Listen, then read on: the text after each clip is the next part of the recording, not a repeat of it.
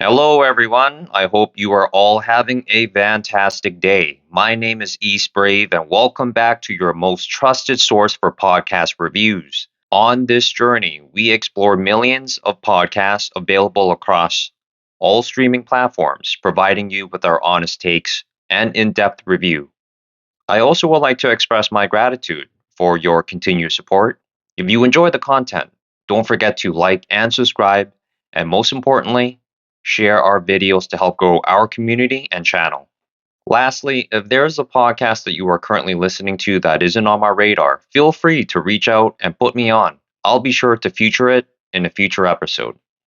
Now, before we begin, I would like to provide a brief disclaimer as an independent journalist and an avid podcast enthusiast. Rather than a professional journalist or an expert in the field, I have compiled the information presented in today's episode from publicly available sources and online resources. We strive to eliminate any misinformation by relying on credible sources and websites. If you encounter any inaccuracy or miscommunication, please do not hesitate to provide feedback by leaving it in the comments. Today's episode will contain significant reference to cancer, a disease that may affect you directly or indirectly through someone you know who is undergoing treatment. This episode features a review of a true story about an individual who fabricated a cancer diagnosis for personal financial gain. Given the gravity of cancer, I encourage you to approach this topic with an open mind, recognizing that the lack of visible symptom does not necessarily indicate the absence of cancer. Please note that today's episode is intended for entertainment purposes only and should be viewed with a critical perspective. Overall, if cancer is a heavy subject for you, skip today's episode and we will see you in the next one. And with that, let's get into today's episode. For today's episode, we will feature a review of a podcast, Scamanda, executive produced by Charlie Webster and Nancy Muscatello. Viewers who have watched all our episodes will be familiar with this name, Charlie Webster, who was involved in a podcast with 50 Cent, aka Mr. Curtis Jackson, Mr. Petty, called Surviving El Chapo, the twins who took down a drug lord, which we reviewed in episode 2. We are so excited to release this episode as Scamanda has recently received a Webby Award nomination and has been recognized by the People's Voice. Let us quickly dive into Charlie Webster and Nancy Muscatello's life, education, career, accomplishments, and accolades. Let's start with Charlie Webster. Charlotte Amy Serena Webster, known professionally as Charlie Webster, was born in England on November the 9th, 1982. She is a British TV presenter, a campaigner, sport journalist, and a documentary filmmaker with a strong focus on social justice.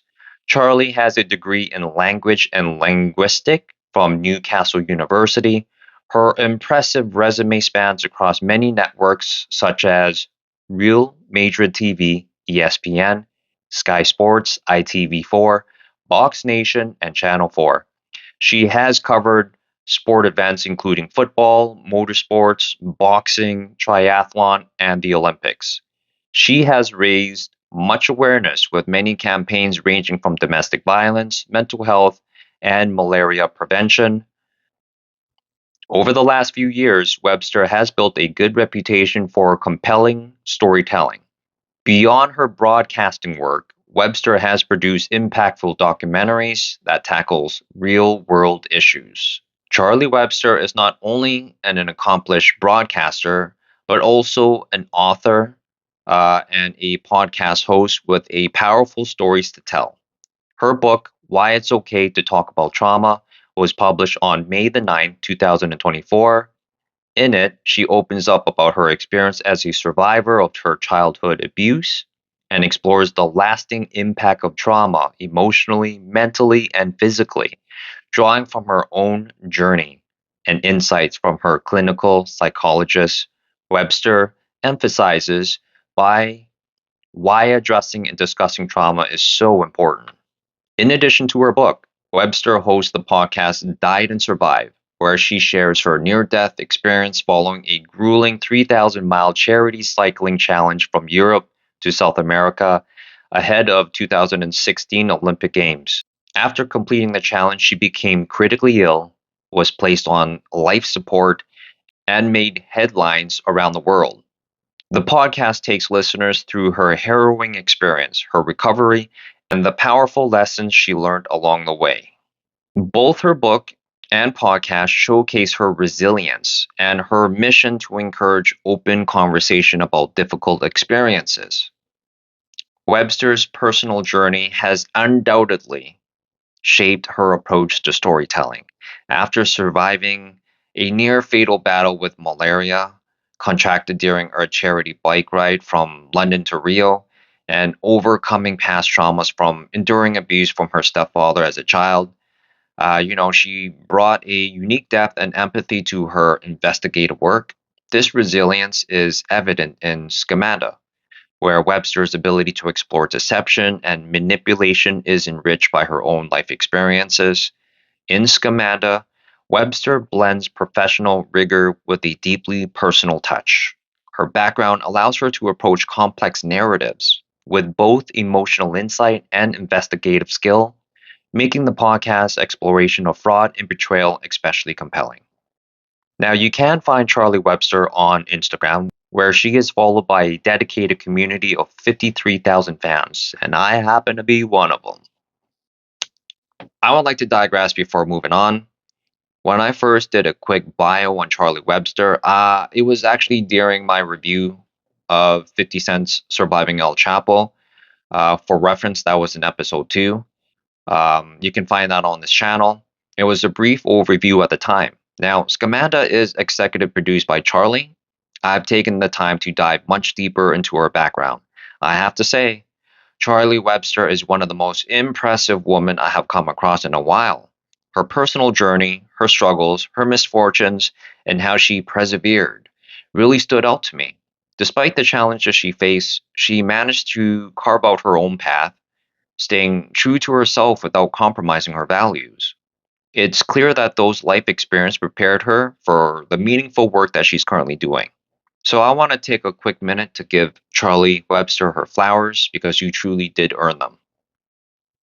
All right, let's move on to Nancy Muscatello. I was unable to find extensive information beyond a few YouTube videos. After reviewing these videos, I have gathered some key details. Um, Nancy Muscatello is an investigative journalist and a TV producer who consistently seeks out stories to investigate. Her career began on a show called Hard Copy, which, according to Wikipedia, was an American tabloid television program that aired syndication from 1989 to 1999. Notably, Hard Copy was known for its aggressive use of questionable material on television. She hosts a syndicated television program called True Crime News and has received 3 prestigious awards, including 2 Daytime Emmy Award in 2016 and 2017, and as well as a Webby Award nomination for her recent collaboration with Charlie Webster on Scamanda, which has been recognized by the People's Voice. An anonymous email initially directed Nancy to Amanda Riley's blog, where she shared her story of living with cancer. Nancy's interest in covering her story grew, but she soon became suspicious of the inconsistency, which led her to conduct a 7-year investigation, ultimately exposing a fraudulent cancer scheme. Now, Nancy played a significant role in taking down Amanda. Nancy's persistence and meticulous research were crucial in exposing Riley, who had been faking a cancer diagnosis to solicit donation from unsuspecting supporters. Nancy's inspiring journey is a shining example of what can be achieved through hard work, determination, and a passion for one's craft.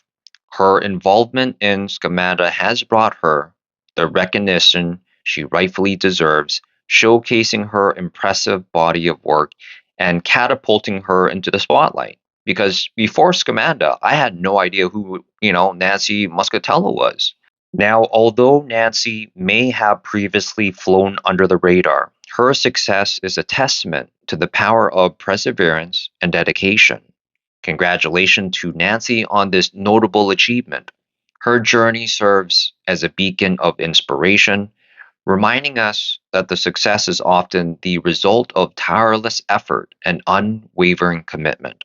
As a journalist and producer, Nancy's story is a powerful reminder that hard work and passion can ultimately lead to triumph. I look forward to witnessing Nancy's continued growth and success in the future endeavors. All right, let's get into today's podcast. All right. Today, I'm diving into a huge hit podcast called Scamanda, a compelling Lionsgate sound production that aired its first episode on May the 15th, 2023, throughout 8 main episodes, followed by 6 bonus episodes. Scamanda unravels a shocking true story of deception and manipulation.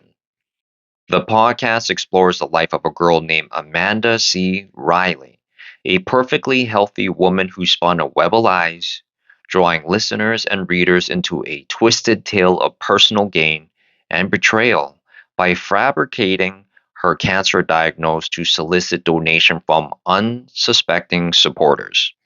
This is arguably one of the craziest, outlandish, sickening, and vile story of the century.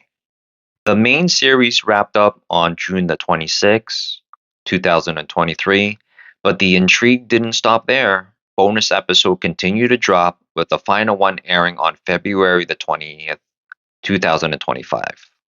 If you enjoy true crime podcasts that blend mystery, human psychology, and the complex characters, Scamanda is a must listen. I'll be giving you all the details today so that you can decide whether this is a podcast that is a standout in the world investigative storytelling or it's a buzz. Now, there is a 4-part docuseries that is currently available on ABC, Hulu, and Disney Plus. Please note that this is a paid subscription to the relevant network is required to access the docuseries. Now, for those who preferred free content like myself, the podcast format remains an option.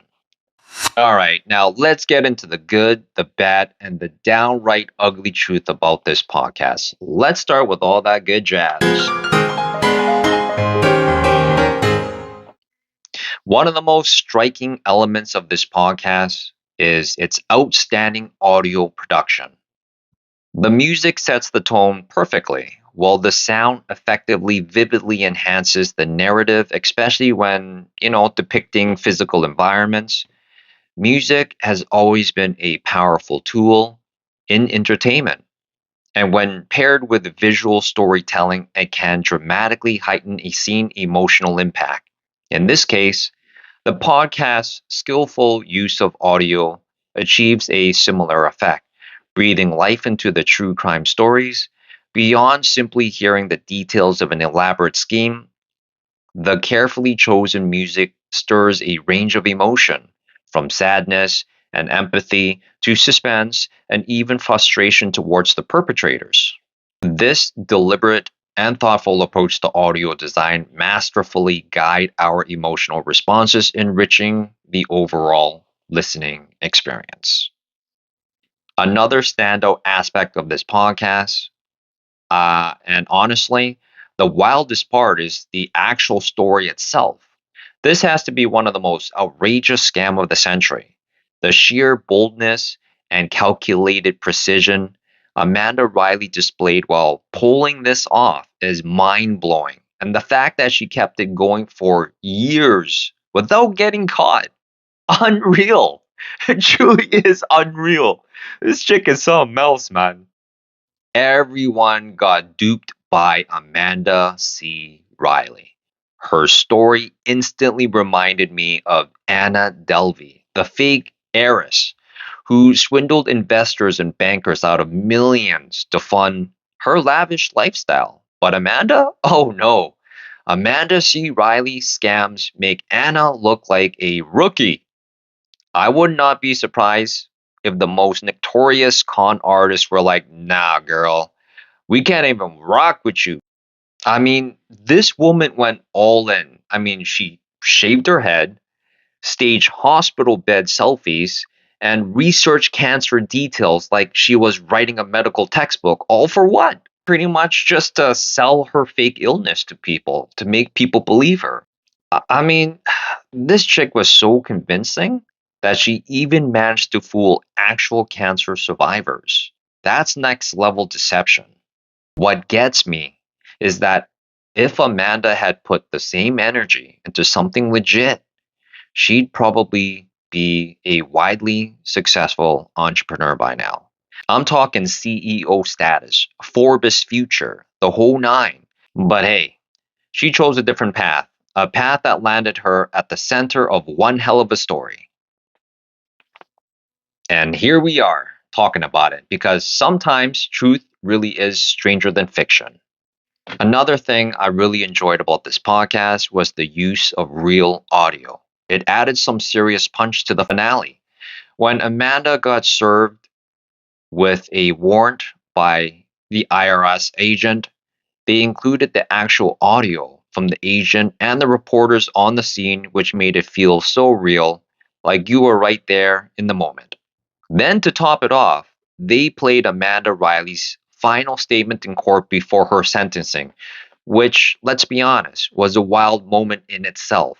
And what really hit home was hearing from the people who were directly affected by her twisted scheme. Hearing their thoughts alongside Amanda's just added the extra layer of impact that really stuck with me.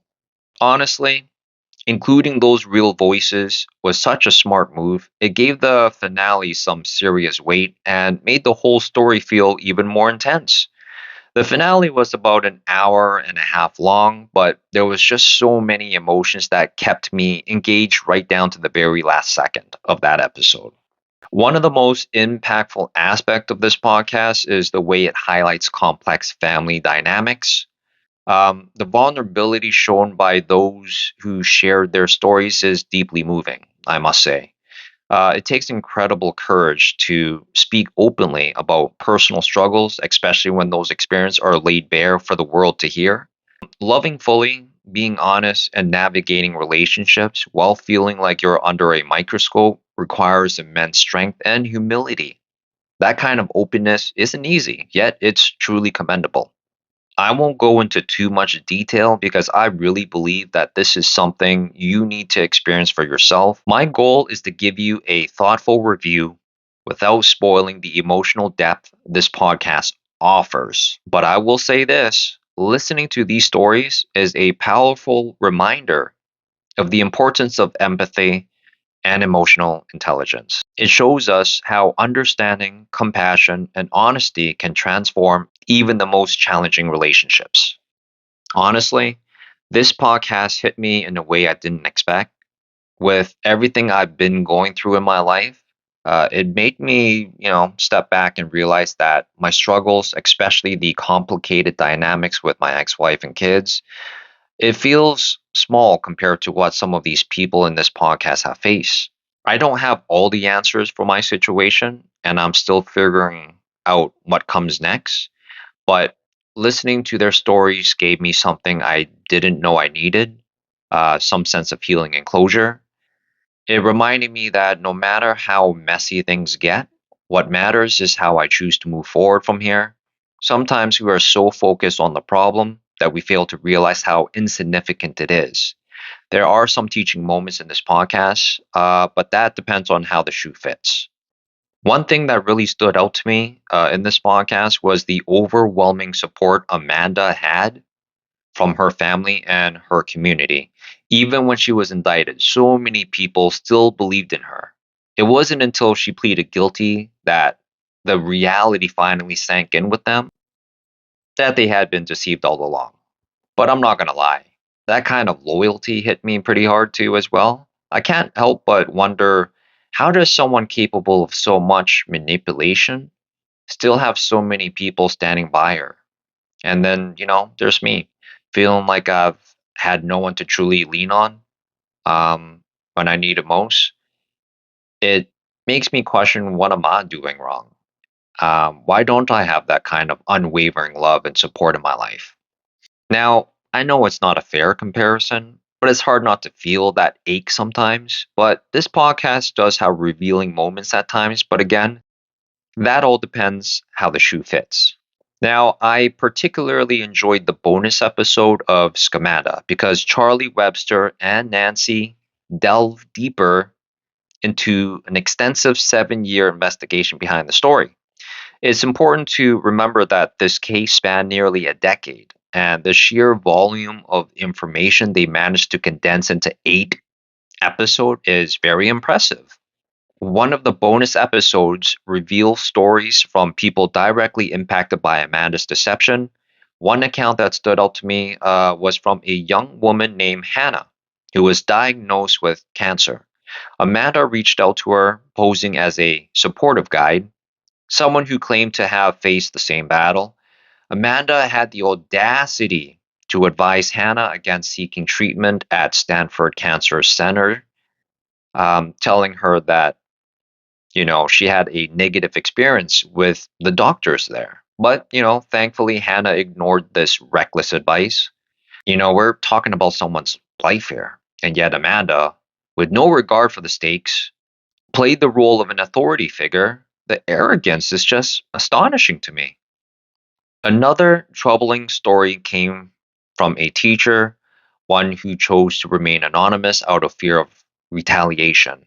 This teacher worked at Pacific Point Elementary, where Amanda was once the principal before her indictment for financial crimes. Accordingly to this teacher, Amanda cultivated such a toxic work environment that staff banded together in attempt to have her removed. Yet, despite the clear unrest amongst employees, the administration protected Amanda every turn, even to this day.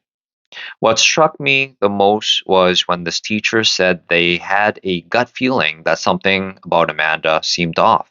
That instinct, the one that makes you uneasy around certain people for no apparent reason, is more than just a hunch.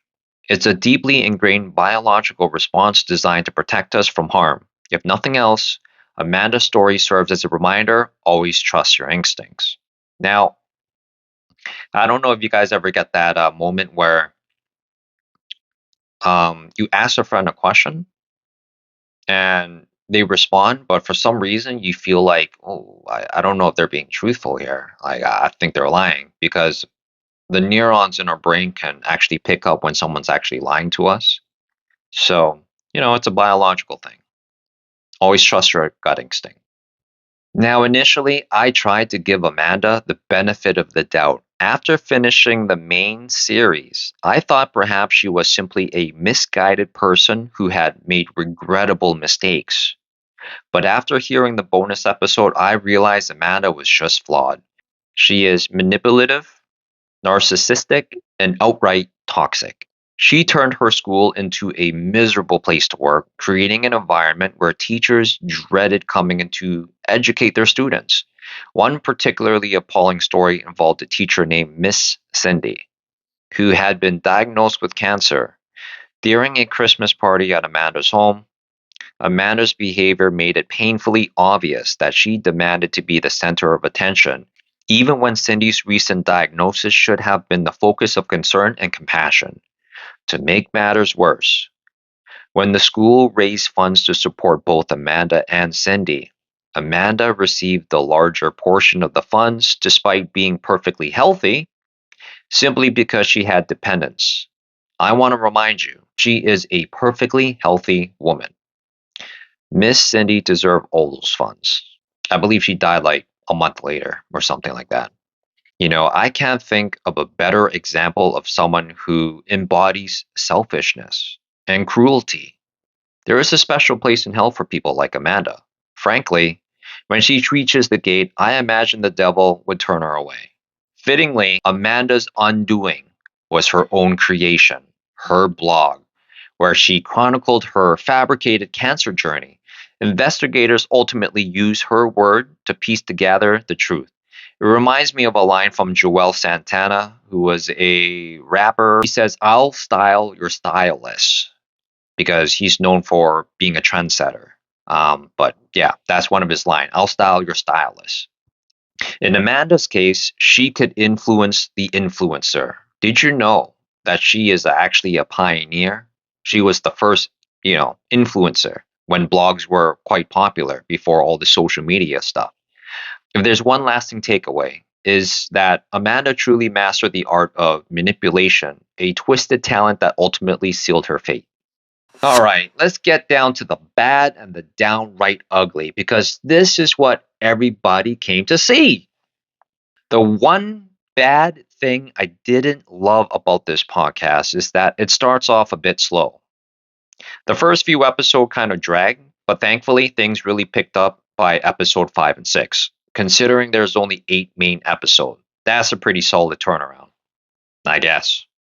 Another thing that bugged me was that there's the sheer number of people introduced throughout the podcast. It actually took a while to figure out who was who and how they all fit into the story.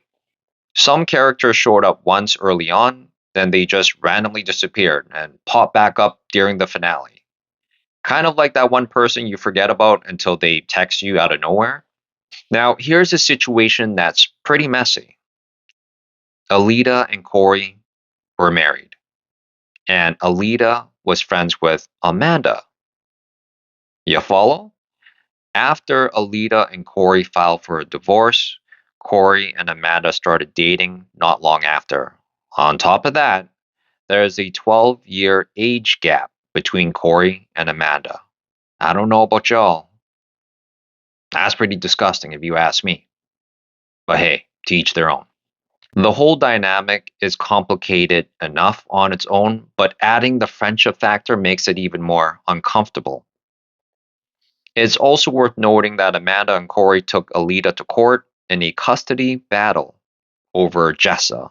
In a shocking turn, they argued that Amanda's cancer had created a financial burden, which allowed Cory to avoid paying child support. Instead, Aletta was left to carry that burden, being ordered to pay child support herself. How disgusting is that? And then you wonder why, when she gets to the gates of hell, the devil's like, mm-mm, mm-mm.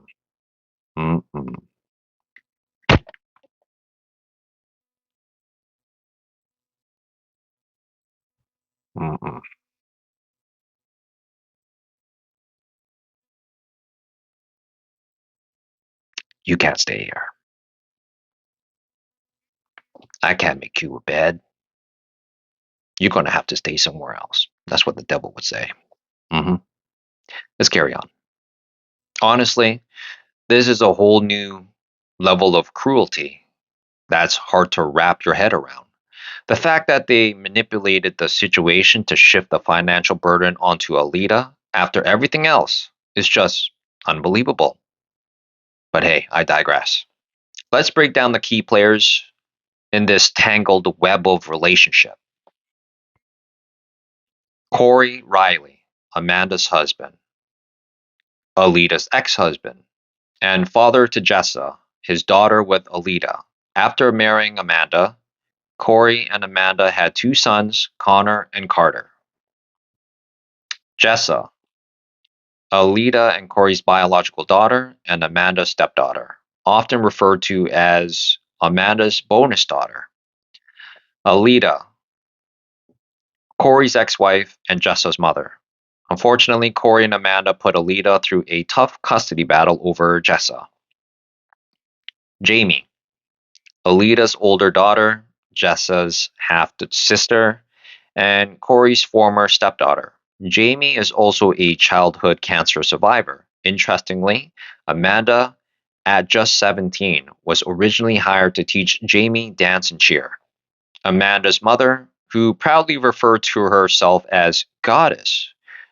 Hmm.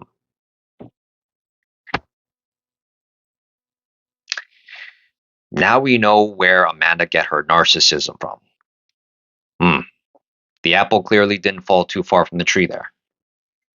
Lisa and Steve, a couple who befriended Amanda and Cory in 2010, 2 years before Amanda's blog and the official scam took shape. Missetti. I do apologize if I butchered your name. That did not look fun. Again, I apologize. The nanny for Cory and Amanda's young children. Lindsay, a friend of Amanda's from church. Stephanie, a friend of Amanda's met through Peggy with her industry and country music connections. Stephanie began auctioning signed merchandise on behalf of Team Amanda to raise funds for her fake cancer. Rebecca, another friend of Amanda's who generously donated thousands of dollars to her. My goodness. I do not know how that girl lays her head down and sleep at night. Moving on. Penny, an individual associated with Leukemia Society. This whole situation is layered with drama, manipulation, and emotional fallout. And as you'll see, the deeper you dig, the messier it gets. I will provide this description as a reference guide if you plan on listening to Scamanda. It'll be in the details below. Now, here's what everyone really came to say. Let's get into the downright ugly truth of this podcast. Most episodes run a bit on the longer side. Episode 1 and 2 are about 40 minutes each. Episode 3 hits an hour mark. Episode 4 is about 45 minutes. Episode 5 clocks in at 56 minutes. Episode number 6 runs another full hour. Episode 7 goes back to 40 minutes. And the big finale, a whole whopping 1 hour and a half. Bonus episodes run about 30 to an hour long.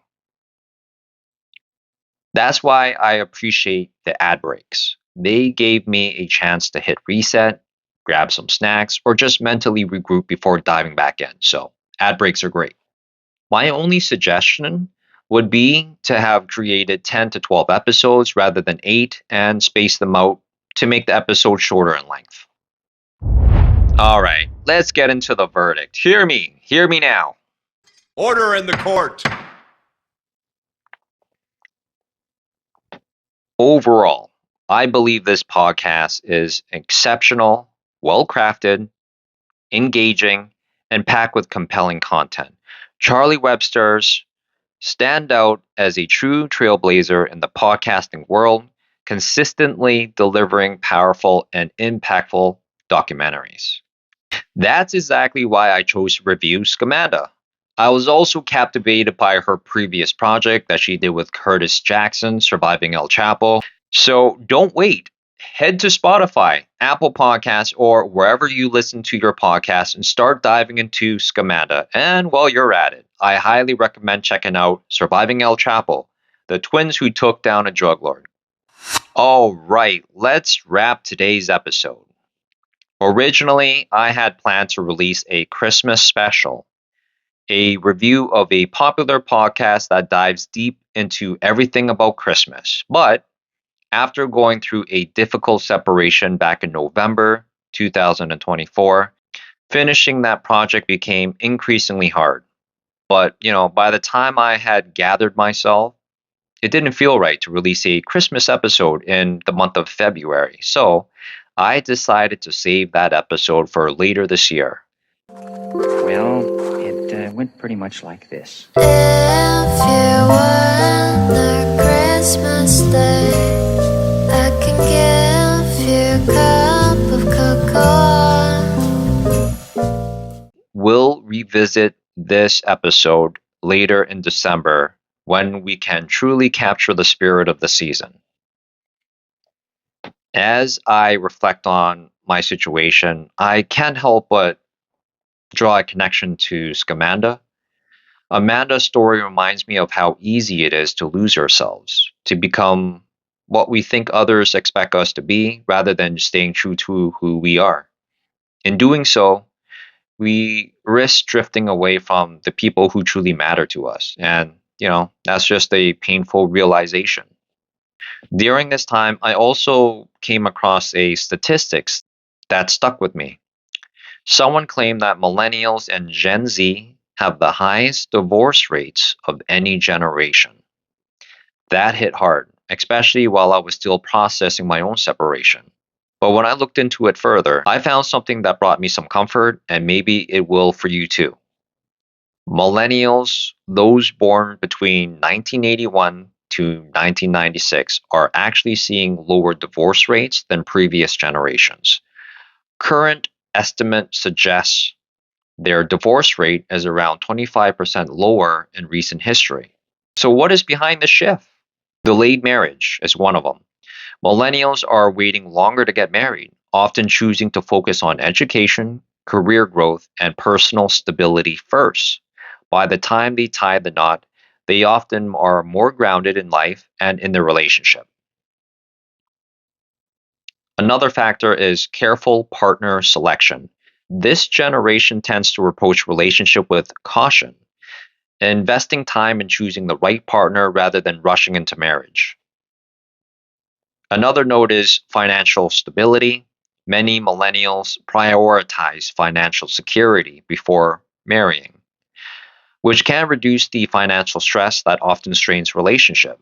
Another point is educating and career focus. With a strong focus on education and career advancements, millennials are building stable foundations before committing to marriage.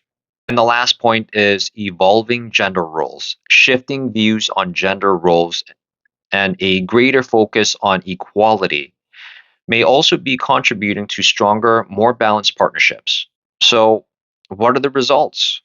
Millennials are approaching marriage with more intention, and it seems to be paying off. As for Gen Z, the relationship and marriage trends are still unfolding. Since Gen Z is a notably larger generation, even surpassing the baby boom in birth rates, their relationship patterns could significantly shape societal trends. While it's too early to gather concrete data on their divorce rates, if they follow millennial patterns, they may experience similar lower rates. Now, all this information was condensed for time. If you like a deeper dive into this topic, I recommend checking out the article. Is the 50% divorce rate a lie? From Goldberg Jones. The claim that divorce rates are significantly higher for millennials or Gen Z isn't exactly accurate.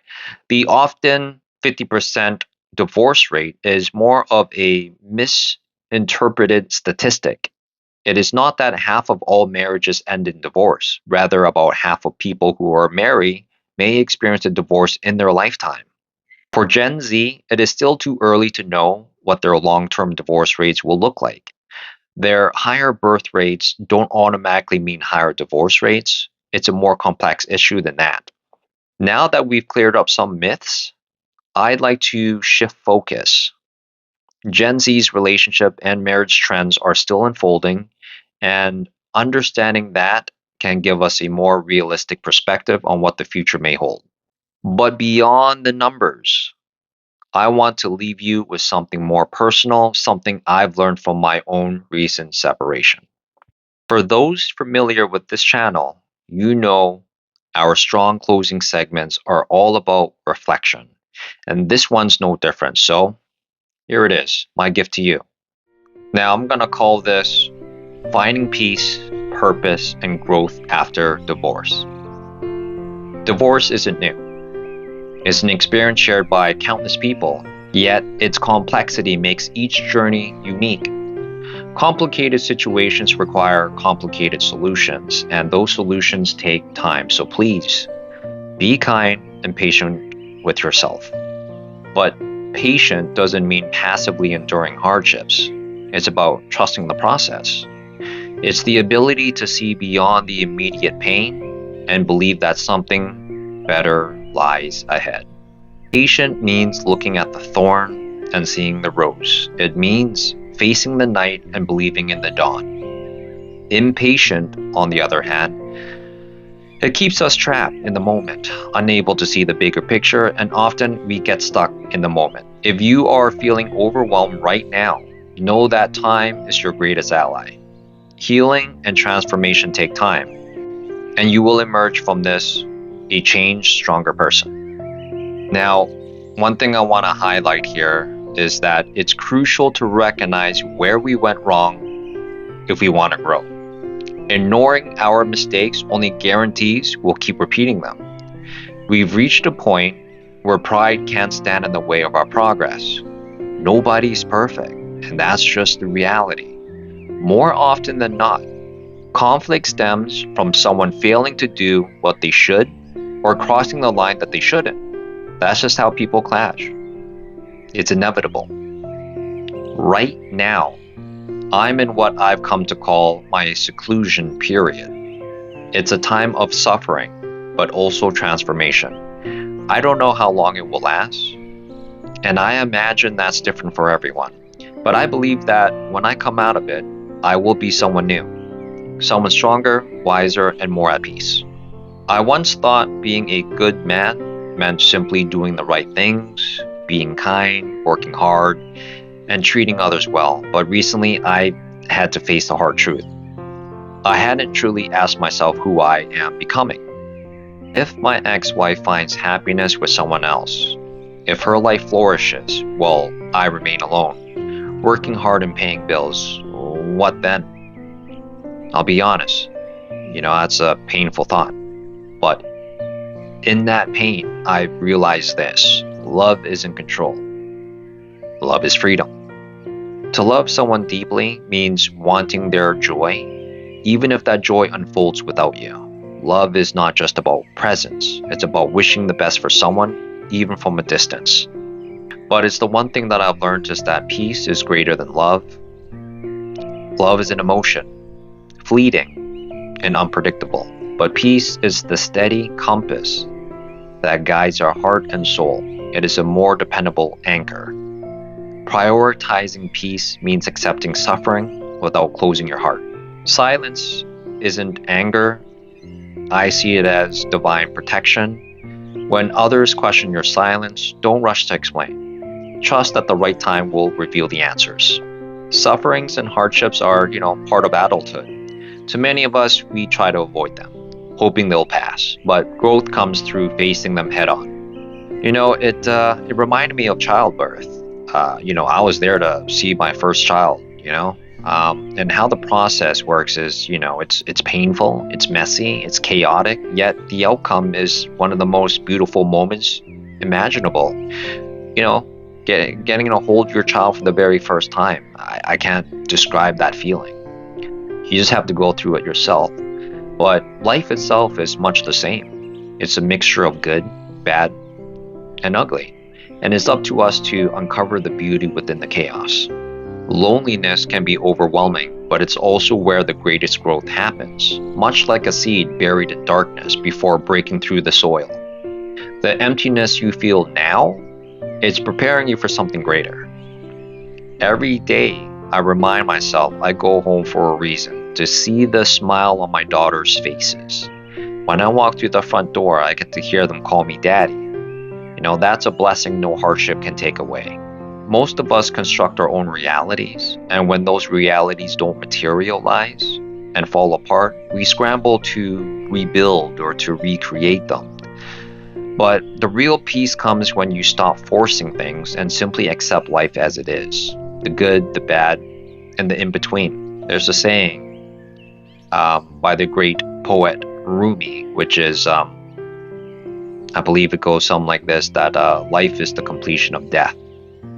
Everything matters in every aspect of life, and yet it doesn't. You can be in a marriage and you can be in a happy marriage for 30 years, but when you both pass away, it's like that love never existed. Life is the completion of death. Everything in life and every aspect of life matters, but when you pass away, it doesn't. Once you understand this concept and you live this way, you will wake up with a sense of freedom. And it's in this freedom that you will start to realize that nothing that mattered will now matter. And at the same time, it still doesn't. So for those feeling lost right now, unsure of your purpose or uncertain of your path, know this. The path forward isn't about proving yourself to anyone. It's about improving yourself for yourself. People will question your silence, your choices, and your transformation. And I say to you, let them. Growth doesn't need to be announced. It reveals itself over time. As men, we're often valued only for what we provide, our efforts, our strength, or how we make others feel. But we are more than that. We are not supermen. We are simply men, flawed, burdened, and doing our best. A man's value isn't just what he provides. It is who he becomes when no one is watching.